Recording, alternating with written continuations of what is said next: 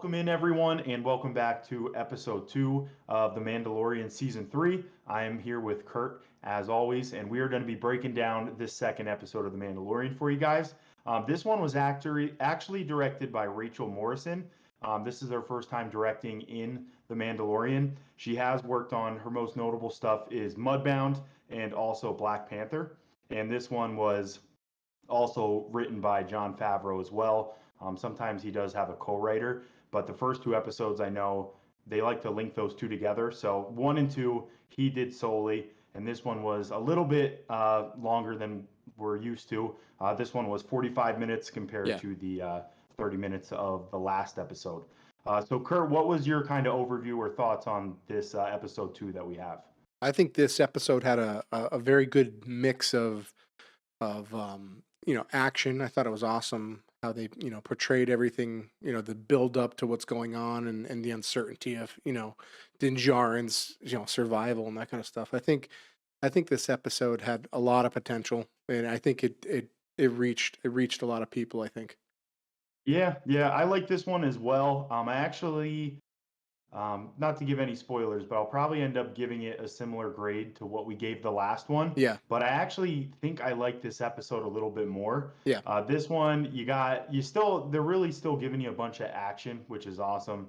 And at the same time, I love that we talked about last time too. They give you like a little movie in one episode. oh So we yeah, really after every episode, you're fulfilled. So yep, in this one as well, they pretty much they start out with going on, as we talked about, going on a quest, and it ends up resolving, and they have a big surprise at the end. I mean, Go ahead. I even think that a lot of even the director's position or even the writing position of it, they're really they're reaching out to the Star Wars fans. You know what I mean? Like Yeah, there's little things that you'll pick up on, especially like the opening scene of this whole thing. I mean, yeah, the opening scene, it's Bunta Eve. I mean, yeah, everybody talks about Bunta Eve on Tatooine. Now, people say they get burnt out from thinking, "Oh, Tatooine, why do we have another planet?" This kind of stuff. But they really are going for true fan base, lore and true fan base, things that pop up with inside the Star Wars sagas. yeah. And I think a lot of the time they try to. Sometimes people say they want something new, and then Star Wars goes ahead and tries to do something new, and they're like, well, why don't you just stick with the classic stuff that we're used to? So it's kind of a mixed review for fans, but I'm with you. I think sticking to the favorites, sticking to what they know and what people already love Star Wars for, and Right? just making that better. I think that's the best route to go. Yeah, So definitely. overall, I gave this episode an 8 out of 10 as well. I think this episode was great, which we'll get into the breakdown of the episode as well. But I really enjoyed this one from start to finish. Yeah, definitely. So what would you grade this one out of 10? What was your Out of score for 10, this I one? would probably rate this again an 8, Yeah, just because it's really hitting on like the build up to something bigger. yeah, It's not that full 9. It's not that you know what I mean. It's definitely really good storytelling. I think that there's great art style that they're doing. yeah. And Music is always 10 there's out of so 10 much too. going for it. Yeah. I'm with you. So we both have a 8 out of 10 for episode 2 as well. So we'll kind of dive into the exact breakdown of the episode now. And if you want to start out, I know you were saying that it was the Bunta Eve celebration. So we kind of start on Tatooine with that. Yeah. So basically, I believe they open up with Bunta Eve.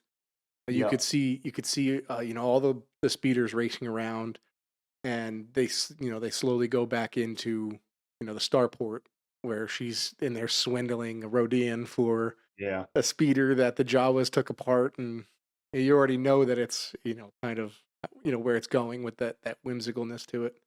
Yeah. And I know another thing that I felt like they were trying to do as well with last episode, they were on Navarro, and you could see that, it's super prosperous right now. It's doing well since they kind of got a handle on it and took it over. And Yeah, same thing, now Tatooine with Boba Fett being in charge, it seems like a different kind of vibe to it. It seems more celebratory, seems like business is doing really well. like you were saying, that seemed like a really nice racer or whatever vehicle that was. Yeah. Like that was a nice color. That was a nice car that Yeah. he was getting worked on. You could tell that he seemed like he had some money or credits. So there's more high class of people coming into Tatooine that Right. we're He's not not 100% used to. he's definitely not like a high magistrate, but he seems like maybe he's somebody that sells parts. I don't know what he is. He's definitely Yeah, some form of merchant or space yeah. merchant. Yep. So we have that opening scene with Polly swindling that gentleman there, and then we have Grogu and Din come down, and they're here from looking for parts for IG-11 Yeah. from the last episode. Unfortunately, the Jawas say, we don't have anything that we're able to use for that. Right. And then we kind of see Grogu use some of his force as well here, and he ends up jumping into her arms. But what do they end up trying to? She tries to sell to him since she doesn't have the IG parts. Yeah. So it looks like, I guess the outcome is to look for that droid memory unit for the IG droid, but it Yeah. ends up that they can't find it. It's kind of an older part that nobody's really getting their hands on since the Empire's kind of been dissolved. So he ends up going and getting a droid, which is R5. I mean, we kind of went over R5 a little bit in the last episode, which was strange to see him on Navarro, and then he's back on Tatooine. So, it's kind of something I was, wondering what the director's position That was just on might be that. a little miss on their end too. They might have Yeah. not known that they slipped it in there as well. Yeah. So we have that ends up happening. So they try to give up R5. She says, "I'll give it for a discount. We'll take it half off." You just need something that's able to clear the air and able to check just to make sure that it is breathable, Right. which in part kind of stinks because it kind of hopefully we end up seeing IG-11 later because Yeah. it kind of takes away from the whole point of last episode, which was to get apart. But I think they're just trying to show the landscape of Navarro and all these Definitely. places that we visited, how they're doing well now. But that kind of seems like a waste of a trip now that he's going to use R5. But they end up using R5 and they end up taking off. And where do they go from here? So I think the next point of contact out of Tatooine, which was awesome, seeing the fireworks and seeing the atmospheric celebration that they had for Bunta Eve. They end up going to Mandalore, I believe, right? Yeah. Yep. And So I think he enters the atmosphere, and I think yeah. he before he enters the atmosphere, he's showing Baby Yoda his planet, which is the moon of Mandalore. Yeah, that one was called, I think, Concordia, I believe it's called. Concordia. Yeah. Okay. Another little thing I liked in there too was that he was flying up there and he was kind of showing Grogu how to use the map, which, as we know, once you watch the episode, kind of foreshadowing because he's gonna need to know where to go Right. For those kind of things. And he mentions how Mandalorians have to be good at navigating maps, which kind of draws to the fact that they all kind of had to scatter once their planet was destroyed. Right. So they kind of had to be good at navigating. But once they end up going down, they end up going through the atmosphere. I'm pretty sure that all their communications end up getting messed up. Yeah. I think that's from. I think it's from the magnetic fields, right? Is that what it's from? Okay. Yeah, magnetic fields and just I guess when the planet was destroyed, there's no communication down there anymore. But I know they end up landing there, and then they send R5 out to kind of scan, and then what happens from there? Yeah, R5 goes out to scan. I guess he's checking for the air quality to see if it's feasible to walk on the planet, and R5 goes into the tunnel, and he's actually I believe knocked over or attacked by Amaleits, right? Assaulted by Amaleits, right? Yeah. So I think he ends up going in after him, kind of to check in, see where he's at, because he's not hearing from him. I love the connection, because anytime that you see that Grogu is not going to be with the Mandalorian, you kind of start getting nervous. They've kind of trained you with the show to start worrying. It's like, is he going to be all right by himself? Right. Even though he's been with Luke for 2 years, so he should be. But you always have that worry. So he ends up going in there. He ends up getting jumped by these creatures, which were, what creatures were these? They're the Amalekites, I believe, right? Yeah, yep. So the ends up getting jumped by the Amalekites. He ends up bringing out the Darksaber, and with that Darksaber, he obviously he's not able to wield it well. What were your thoughts on him not being able to wield it? What was your thoughts on the I reasons for mean, I that? think he's still kind of he's clouded by he's clouded by his bigger picture, trying to make sure that he's still a Mandalorian. He's not really thinking forward to being that warrior yet. I mean, he is a warrior, he's strong and that kind of stuff, but I think he's kind of still has doubt. There's still some kind of doubt in there that he's, not good enough to be the leader, or I don't know what's going on with that, but you can tell it's definitely affecting that part of it. I mean, for all we Yeah, know, maybe he's not worthy of wielding it. You know what I mean? Even though he was the one that won it in battle and that kind of stuff, but yeah. maybe he's not meant to be Mandalore. Yeah, and maybe he still, just the fact that he feels like he's like sinned in a way, maybe he feels like he has to go and get cleansed before he has that connection to be able to use it. Right. Because as we see, Bo, she ends up being able to use that thing very well a Yeah. little bit later on. So that was definitely interesting to see. He ends up getting it taken care of. He ends up completing it, but it was not with ease. So It he was ends not with up razor sharpness, right? no, it looked clunky. It looked like he was just happy to get out of there. It looked Right. like it looked a little rough for a little bit. What'd you think of those creatures too? Because I know they kind of looked like how would you say it? What's the word for it? Neanderthal? No, I can't. What's that word? Which one for the Amalekites?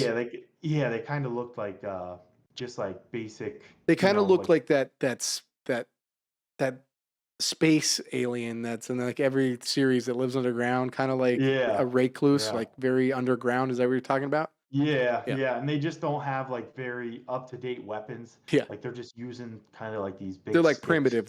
Yeah. Yeah, yeah. Is there anything you think with how they ended up surviving down there, or is Well, it's I think crazy that were they talking about the jungle and wastes? They were talking about the wastes outside of their main city that okay. they used to live. They populated this planet way before that, way before any of them. So I think that they lived outside those wastes and they kind of managed them. So since everything was destroyed and all the Mandalorians left, I think that they probably took over territories and survived that Yeah, nasty set that the Imperial gave them. You know what I mean? That nasty bombing. So yeah. I think it's just kind of like them retaking certain areas and kind of living off of it because they seem very primal. They don't seem very intelligent. No, doesn't look like they evolved at all. Right. Like they're just kind of still in the same state that they were back then, which is probably why they got taken over as well. Right. But yeah, it was interesting to see that something did survive down there, and Yeah. they ended up keep just living on in a way. And I So think there's going to be you're going to find out along the way. I mean, I really hope there is maybe like a regentrifying process with the planet because I mean the planet is awesome. I mean, and now it's great. encased in glass from just the Yeah, fusion. I mean, them dropping the bombs. But I yeah, think it would be cool if they did regentrify that city because you see it in its ruins in this season. I mean, it would be great to see Mandalore in its prime again. Like the yeah, yeah, Mandalorian home planet in its prime. yeah. And with him not having like a set how many seasons he wants to do, you never know where Yeah. after this season, if we do have like the Civil War part and they end up somebody comes out on top. I Right. agree with you. It would be awesome to see them, revitalize everything like they have the past two, Definitely. like they have Tatooine and Navarro. So after this, I know they go back out to the ship and they check for air. They do realize that it is breathable, so they are able to continue on. They end up jetpacking, and his little sphere ends up going down. They end up going down into the city to try to find the sewers. I know Yep. they end up getting down there. They're kind of walking through, and then there's like all these other creatures. It did a good job. I feel like this episode did a good job of having like I guess it would be like a horror element to it, but everything looked beautiful, but at the same time it was still Frightening. like creepy and it Yeah. does look like it was unlived in. It's definitely has that primal, unkempt kind of um, like prehistoric vibe, but also like ruins of just weird anomaly kind of characters, creatures. Could be Yeah. radioactive. They could be, you know what I mean? They have it has a very frightening vibe when they're down Yeah. in those sewers. Yeah. So I know they continue on through the sewers. They end up he ends up seeing a Mandalorian helmet on the ground. Yep. He ends up getting it picked up, and then what happens from there? Yeah, he picks that up. Now, something I picked up on too, Yeah. especially when he picks up that helmet. If you look at the helmet, it's almost like the Beskar was fried off of it. Ah. And he was inspecting it. It was like a trap, kind of like, hey, is there a Mandalorian down here? But if you look at the physicalness of the helmet, it's Yeah. kind of like warped and melted, which isn't something that's common with Beskar armor. And I think that No. that might be a callback to the device that was created. I think Sabine she made a Yeah. device that can Yep. destroy Mandalorian armor, right? Yeah. Um, Yep. and it might have been used on whoever this was, but this also in particular was a trap. It was a trap for this cyborg, this semi-organic cyborg that traps him and takes him right down, and I guess incapacitates him with the needle, right? And then Yep. that's it. Yep. He's out. Yeah, I thought he was gonna get put on. Well, he got put on like this roller thing. I thought he was just gonna end up cooking him. That's kind of what it was like setting up to be. Yeah, But yeah, he ends up injecting him with something and ends up drawing the blood. I know Grogu tried to come up and use the Force, yeah, and he did that unsuccessfully. But even before we jump to that, that we had the little creature crawl out of that big cyborg. yeah. And who are you saying it looked like? It So looked yeah, like so what it kind of reminded me of when it came out had like that organicness. It's kind of like organic mixed with cyborg, but what it really reminded me of, I mean, even this down to the sound effects, it reminded me of General Grievous yeah. from the prequels. Yeah, yeah, and it that he might actually be one of my like favorite villains in Star Really? Wars, just because of what he looks like Yeah, and how he was like created. He is a mixture, like the fact he's just had some of the organs and then the rest was like cyborg. yeah, I think that's just a sweet way to go. And the fact they did this with, I don't even think we have like a name or anything. I think this is just yeah. I don't think some there is. dweller that it probably has just been stuck down here since the bombs went off and has just been on survival mode and has Yeah, I'd created really, I'd really these like type to of know the things. background of that too. Is it's organic? Did he evolve so that they use cybernetics to survive?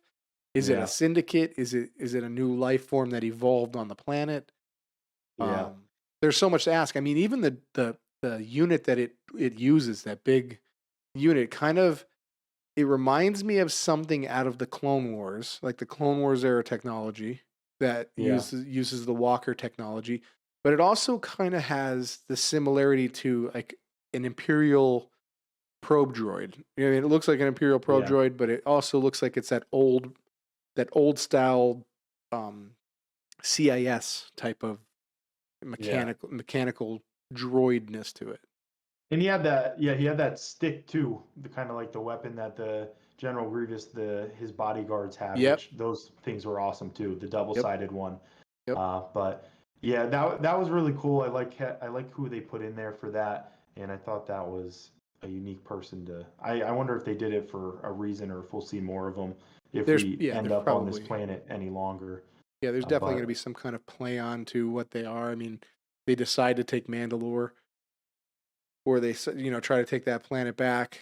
There's probably going to be some form of resistance with these creatures that are feeding on people, and that's what yeah, I thought was kind of it was kind of Mad Max like. They have yeah, him yeah, strapped inside this torture chamberish thing, like a medieval torture chamber, and then yeah. he's just trying to extract his blood. Is he extracting it to eat it and to consume him so he can survive? And Yeah, it's really cool. I don't know. Yeah, it didn't make sense why he was taking the blood, but like you were Yeah. saying, maybe that's just how he has to survive because it looked like he was just an eyeball. Like all you saw was his eyeball, and he always kept getting away. I mean, even Um, when he gets dispatched and they kill it, you even see the eyeball just kind of like fade away, yeah, and yeah, you don't know what that is. Is that just the programming that it's keeping the eyeball? Because it looks very real, very like it's like somebody yeah. inside of it, but I don't think it is. I'm with you. So from here, we did have Grogu. He had to go. He wasn't able to get him out himself. Yeah. He ends up going back to Bo Katan, and he ends up flying. He's able to fly the ship and be able to navigate Yep. himself to where she's at. And she ends up. I thought it was funny when they were landing. She was like, "We're gonna finish this once and for all." Right. Sounded like I thought they might end up just like either shoot the ship down Yeah. or something wild. But Yeah. luckily they let Grogu land, and they ask where's Mando, and they end up going themselves. So I know she had, what was her ship called? Was it the Guardian? Yeah. Is that what that one's called? Her ship is called the Gauntlet. Gauntlet. That's Yeah, what it is. that ship is awesome, isn't it? The way that I it's loved like it. Sith. It's almost like Sith Interceptor mixed with New Age. I don't know, but it's cool. Yeah, yeah. Even how it like took off and landed, and a couple of the scenes and shots of it like flying through the atmosphere. It was Yeah. an awesome ship, and it seemed like it had a lot of room in it too. Oh Grogu yeah. looked comfortable. You could It definitely had a lot of room. you could fit a crew in there. Yeah, yeah. So they end up. The other thing I thought was interesting, Grogu knew exactly where to go. I don't know if that was tracker or if that was more like what would you call it? I guess Jedi intuition, or Sure. using the Force, but I think there's a play too with with R5 too. okay. I think he can use R5 a little bit to that to navigate as well, since he does have that droid built in. That's kind of goes back to even like R2D2 with Luke Skywalker. A lot of Yeah. times, I think even in the original trilogy or the the episode that Baby Yoda was training with Luke, R2D2 did use that ship to fly Okay. by itself. So I think they might use those astromech droids a little bit for navigation as well, because I think it was retrofitted to have the navigation system, kind of put in there. Gotcha. Gotcha. So they are able to find exactly where he is with ease. They end up going back down there. Her and Grogu had some nice moments as well. Yeah, They were kind of talking about. I know we were touching base with how the Jedi and Mandalorian used to be friends, with was yeah, exuding to, I think, Ahsoka and her. Correct? yeah. Definitely a tease. They're definitely teasing other Jedi, other people popping up. I mean, we already kind of talked about Ezra, Luke Skywalker, Sebi. Like there, it gets going all the way back to, I believe, even talking about, um, you know, the Vizsla tribe. You know what I mean? I mean, the actual Mandalore himself. So I think Yeah. they're going on this route of how they kind of had a civil war where Jedi's did fight Mandalorians, and now he's kind of just saying, I know your kind because I've fought side by side and fought them as well. Yeah, yeah. So that was there's a couple nice moments with them there, and then once she ends up getting down there, she ends up as he was extracting the blood, she comes in guns a blazing, firing her weapon, and they end up fighting. He ends up having, is there a name for that weapon? Do you know offhand, For, or the one he was using, the one that was like General Grievous's guards? I mean, I think it would be some kind of shock baton. It definitely Okay. looks like a shock baton because it's definitely not a verbo blade. I mean, I know Mando stabs one of those creatures in the leg with the verbo blade, but I Yeah. think it's more or less like a shock baton. Okay. Yeah. Okay. Because she ends up getting knocked over. He actually does a very good job. He keeps pretty much electrocuting her. She can't move, Oh, but it's she is able yeah. to use It seems like a it. pretty hardy foe to be able to just whack these Zap Mandalorians in somebody. their armor. Yeah, yeah. And they literally can't move. Like, I don't know. There's just that's probably why there were so many helmets down there, Yep. from him being able to, because not everybody's as skilled as the two that he ran into this time.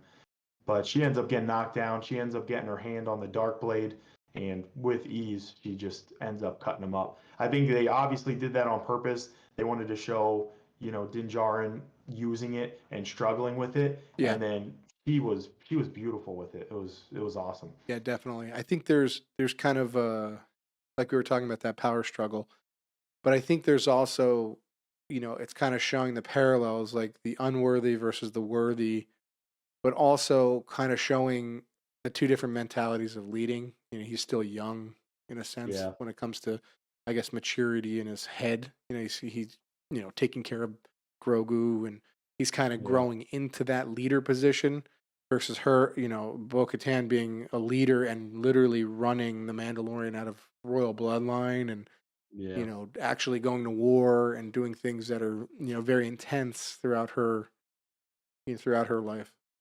Yeah, yeah. So she ends up doing that with ease, and then you see the little head pop off, like we talked about a little bit Yeah. earlier. The head ends up going back into the big ass spider, but Yep. she ends up taking care of that with ease too. She uses it and cuts down the legs, and then finishes it off once and for all. Yeah. Very So you Samurai kind of Jack like. yeah, Yep. yeah, and it was cool. They were good. They were good fight scenes. Yeah. It looked like she knew what she was doing, and it was well executed. So Yeah. they end up Definitely. getting free. They end up getting free that way, and pretty much I think they end up going to one of the cliffs either that they started at that were there, and they kind of like set up camp just to rest for a little bit, and they Yep. end up having an interesting soup. Right at that cave entrance, or at least somewhere with inside the city depths. Yeah, yeah. And what was the significance of the soup? The Was it soup pog is soup?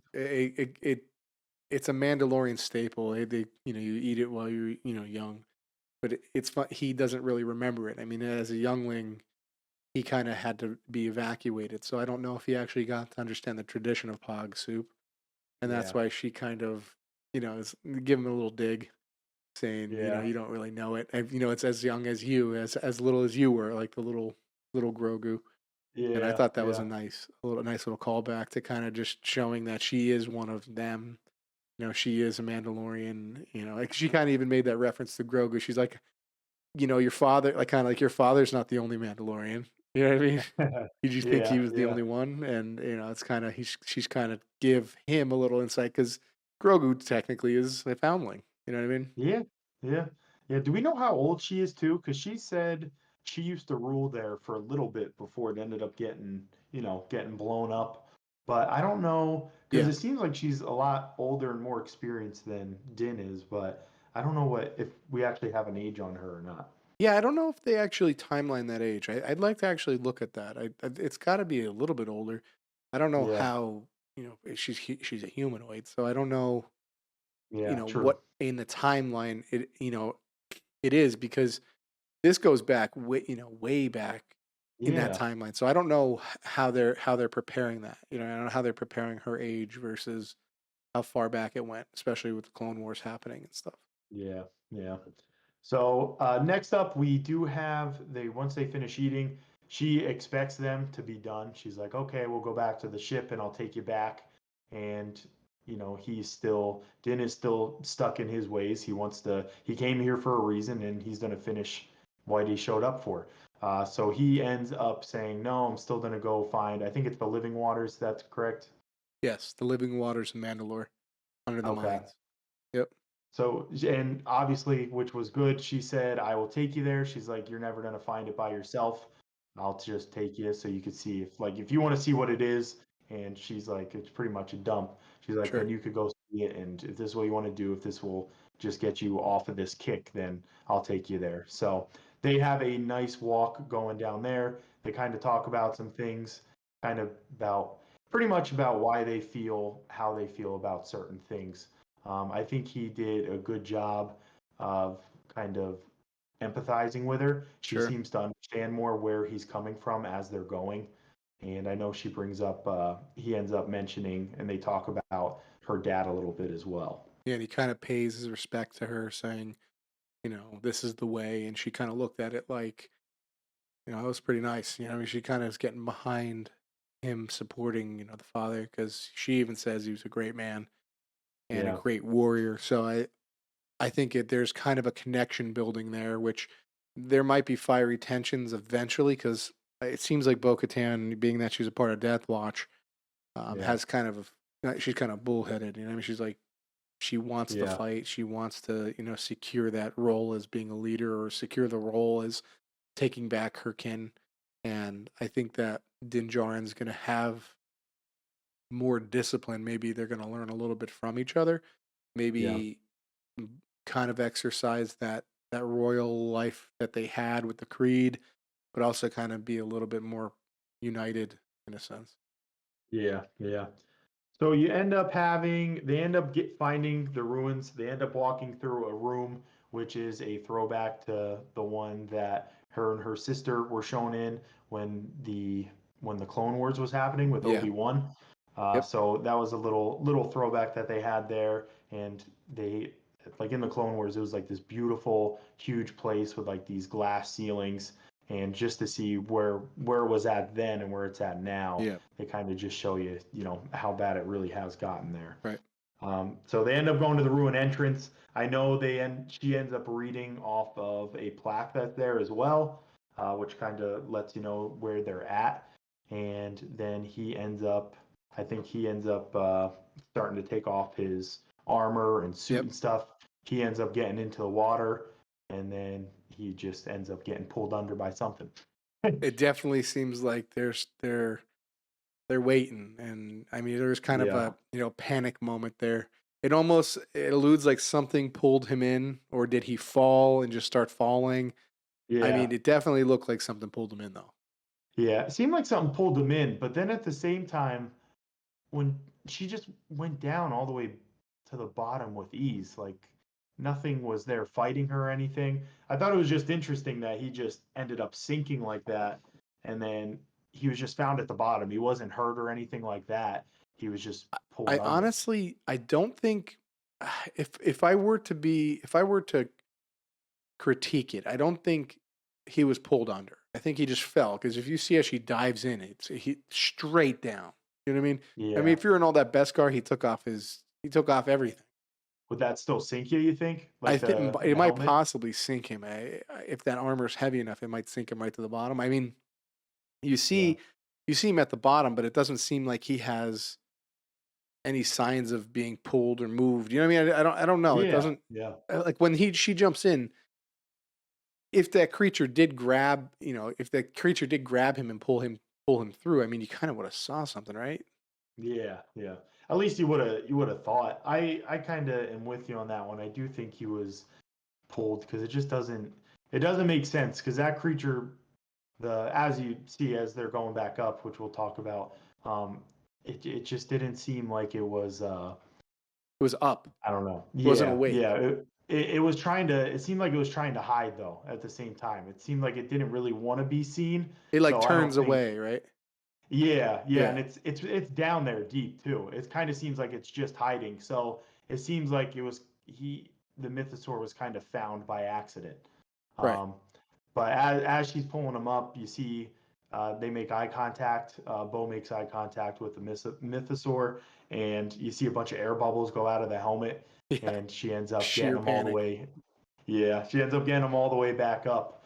But now we're kind of at this stage where we have a confirmed mythosaur that is alive. It's just not a myth.